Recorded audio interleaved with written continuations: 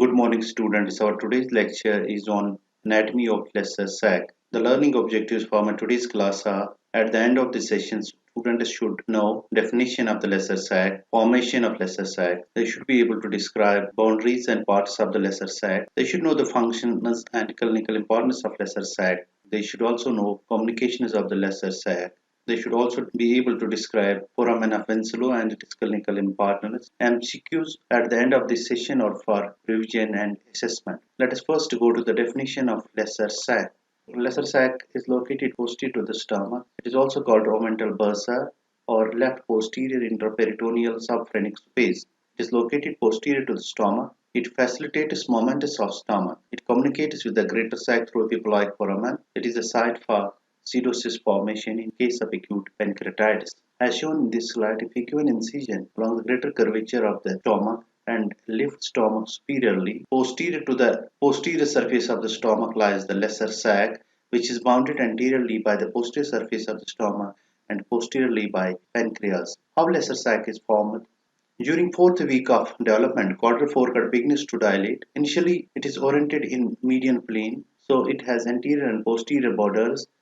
The surfaces are right and left. As a result of rotation of the stomach by 90 degrees along vertical axes, anterior and posterior borders of gut tube become right and left borders. As a result of this rotation, dorsal mesogastrium moves to left, thus creating a bursa posterior to stomach and lesser omentum. This bursa is called omental bursa as shown by these arrows. So rotation of the stomach pulls dorsal mesogastrium to the left, thereby enlarging the bursa, which is a large recess of the peritoneal cavity. The omental bursa expands transversally and cranially and soon lies between the stomach and the posterior abdominal wall. This pouch-like bursa facilitates momentous of stomach. As shown in the simplified diagram, stomach has anterior and posterior borders. After rotation along vertical axis by 90 degree, anterior border becomes right border and posterior border becomes left border. Accordingly, left surface becomes anterior superior surface and right surface becomes posterior inferior surface of the stomach, and omental bursa is created posterior to the stomach as shown in this diagram. It is bounded anteriorly by the posterior surface of stomach and posteriorly by pancreas. Now, what are the functions of lesser sac or omental bursa? As shown in the sagittal section, omental bursa lies posterior to stomach. It communicates with the greater sac through epiploic foramen. It allows the stomach to move freely against structures posterior and inferior to it. It communicates with greater sac through epiploic foramen, which is situated posterior to the free edge of lesser omentum. Now, what is foramen of Winslow? Foramen of Winslow is also called additus to lesser sac or epiploic foramen. It is a slit-like opening. Its boundaries are: anteriorly it is bounded by free margin of the lesser omentum, inferiorly it is bounded by first part of the duodenum, and superiorly it is bounded by caudate lobe of liver. Posteriorly it is bounded by inferior vena cava. It is said that the epiploic foramen lies between the two great veins, anteriorly portal vein in the free margin of the lesser omentum and posteriorly inferior vena cava. It is through this foramen that lesser sac communicates with the greater sac. Thus, omental bursa is an irregular shaped recess of peritoneal cavity that is hidden behind the lesser omentum and posterior surface of stomach. It communicates with greater sac through epiploic foramen. It is also called omental bursa because the space acts as a bursa for the stomach for its expansion and mobility. Fluid collection is in it displays stomach anteriorly as occurs in pseudocyst of pancreas. Now, what are the boundaries or walls of lesser sac? The main part of the body of the lesser sac presents anterior and posterior walls, left and right margins. The parts of the lesser sac are body and its recesses. The main part of the body of the lesser sac presents anterior and posterior walls, left and right margins. As shown in this diagram, anterior wall of the lesser sac is formed by the posterior layer of the lesser omentum. Lesser omentum is also called gastroduodenohepatic ligament. It has two layers: anterior layer which is demarcated by blue dotted line and posterior layer which is demarcated here initially by red dotted line. Anterior layer passes anterior to the stomach to enclose it, and posterior layer passes posterior to stomach to enclose its posterior wall. Posterior wall of the stomach along with posterior layer of the greater omentum forms the anterior wall of the body of lesser sac. After reaching the greater curvature of the stomach, these two layers descend as first and second layers of the greater omentum. After crossing transverse colon, they ascend back as third and fourth layers of the greater omentum. The space between greater curvature of stomach and transverse colon gets obliterated and is called gastrocolic ligament. Posterior wall from below upwards is formed by posterior two layers of the greater omentum. Parietal peritoneum covering stomach bed in the supracholic compartment. The space between second and third layer from colon to greater curvature gets obliterated to form gastrocolic ligament. Left and right margins.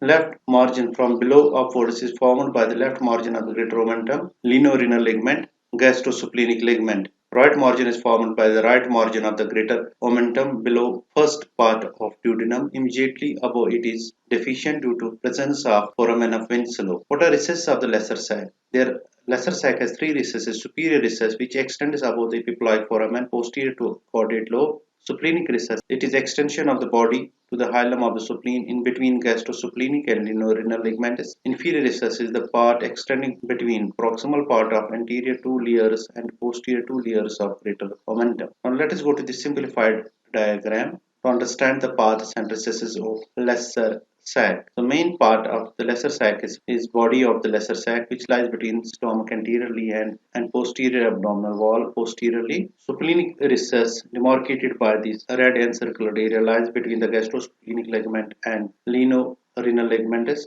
Inferior recess lies between the second and third layers of greater omentum, as shown by these blue dotted circles. What is internal hernia? A hernia is defined as protrusion of a viscus or a part of viscus through the wall of its containing cavity, whereas an internal hernia is defined as protrusion of an abdominal viscera, most commonly small bowel loops, through a peritoneal or mesenteric aperture into a compartment in the abdomen and pelvic cavity. These apertures can be congenital or acquired. Reduction of the internal hernia is done by aspiration. A loop of intestine herniates through epiploic foramen into the omental bursa. In case of strangulation, reduction of hernia is not possible through epiploic foramen because of its important relations. The alternate approach is through posterior wall of lesser sac by doing dissection along the plane of cleavage between greater omentum and transverse mesocolon, which is a bloodless plane. This plane is utilized for aspiration of swollen intestinal loops. After this, it is easier to reduce the herniated loop back into the greater sac through epiploic foramen. Now, what is pseudocyst of pancreas? A pseudocyst differs from a true cyst that it is not lined by epithelium. In case of pancreas, it is defined as a localized fluid collection in the lesser sac, rich in amylase and other pancreatic enzymes, and that usually appears several weeks after onset of pancreatitis. Pseudocyst is to be distinguished from acute fluid collections organized in necrosis and abscesses. Pseudocyst is diagnosed and monitored by ultrasonography. It shifts to stomach anteriorly, is drained by percutaneous drainage or cystogastrostomy. What are the anatomical bases of fluid collection in the omental bursa? In other words, where from fluid can come and get accumulated in lesser sac. The collection of inflammatory fluid in omental bursa may occur due to perforation of gastric ulcer located on posterior wall of stomach. Postoperative fluid collections may go from greater sac to lesser sac via epiploic foramen. Anterior wall perforations do not go into lesser sac, they rupture into greater sac. I want to summarize my lecture as lesser sac is also called omental bursa or left posterior intraperitoneal suffering space. It is located posterior to stomach and facilitates its momentous. It communicates with the greater sac through epiploic foramen. Main parts of the lesser sac are body and the three recesses. It is site for pseudocyst formation in case of acute pancreatitis. Now let us go for a quiz based on this lecture. You will be provided an MCQ with four options. You have to choose the most accurate one. Our first question is, which of the following is false statement about lesser sac? A. It is also called omental bursa.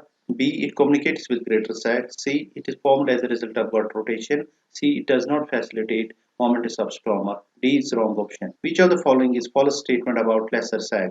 Located posterior to the stomach. B. Infection from it can spread to greater sac. C. Collection of fluid in it as a complication of pancreatitis is called cirrhosis. D. Ulcers located on anterior wall of the stomach may rupture into lesser sac. D is the wrong option. Which of the following is not a recess of the lesser sac? Superior, inferior, splenic, pancreatic. D is the wrong option. Which of the following is not a boundary of epiploic foramen? portal vein, inferior vena cava, caudate lobe of the liver, second part of the duodenum. D is the wrong option. It is first part of the duodenum which forms the inferior boundary of epiploic foramen. Which layer of the greater omentum line is lesser sac?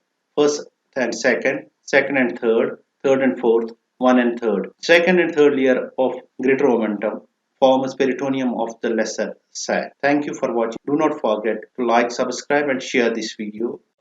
Do not forget to subscribe my channel. Press on the bell icon to remain updated about more video uploads.